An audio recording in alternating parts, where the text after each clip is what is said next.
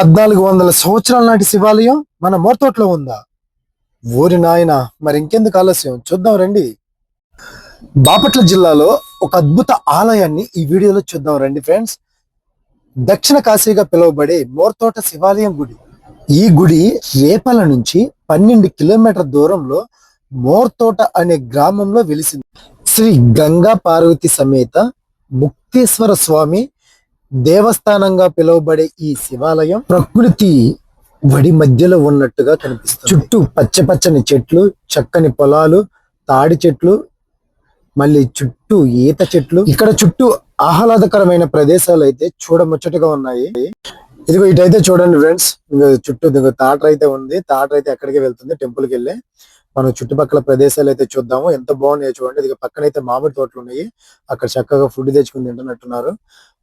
ఇక్కడైతే కాపలాదారులు అయితే ఉన్నారు. అబ్బా, ఇక్కడైతే చూడండి ఫ్రెండ్స్, ఇక్కడైతే మనకి తాడి చెట్ల పక్కన ముంజికాయలు అయితే తింటున్నారు కొట్టుకుని.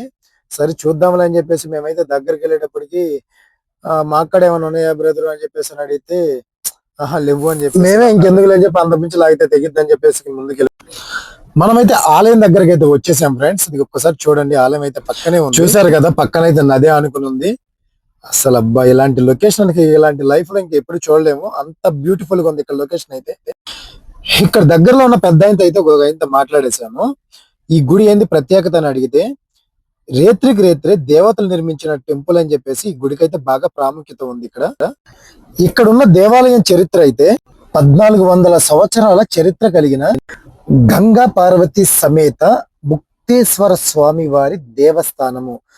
మునుల తోటగా పేరుగాంచి కాలక్రమం మోర్తోటగా పేరు పొందిన వంటి ఒక్క స్వామివారి క్షేత్రం జ్ఞాన యోగ నామముచే నిర్మించిన లోక కళ్యాణార్థం ముక్తి చెంది ముక్తేశ్వరుడు అను నామంతో స్వయంభూ సర్వభక్త జనవాలిని ఈ క్షేత్రాన్ని దర్శించిన భక్తులు అందరికి ముక్తిని ప్రసాదితులు చేసే ఈ ముక్తేశ్వర స్వామి వారి ఆలయం దక్షిణ కాశీగా పిలువబడుతున్నది. దేవస్థానం నిర్వహణ నిమిత్తం భూములు దానం చేసిన వారు శ్రీ రాజా మాణిక్యరావు జంగన్నరావు బహదూర్ గలగలపారే కృష్ణా నది తీరాన దివి సీమలో వెలిసిన ఆలయం ముక్తేశ్వర ఆలయం.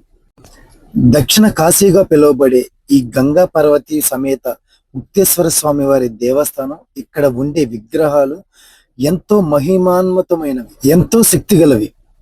ఇక్కడ కార్తీక మాసంలో ఉత్సవాలు అంగరంగ వైభవంగా జరుగుతాయి. కృష్ణా నది స్నానం చేసి కోరికలు గాని అనుకుంటే ఏదైనా తీరతాయని ఇక్కడ భక్తుల నమ్మకం.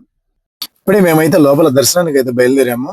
పక్కనే నవగ్రహాలు అయితే ఉన్నాయి, అక్కడ వాటిని దర్శించుకుని లోపలికి వెళ్ళిపోతున్నాము. ఇక్కడైతే స్వామివారు అయితే పటికి అవతారంలో ఉంటారు. ఇక్కడైతే మేమైతే దర్శనానికి అయితే లోపలికి మేము వెళ్ళేసరికి ఇక్కడైతే తాళాలు అయితే క్లోజ్ చేసి ఉన్నాయి. సర్లే అని చెప్పి బయట నుంచి స్వామివారిని అయితే దర్శించుకున్నాము.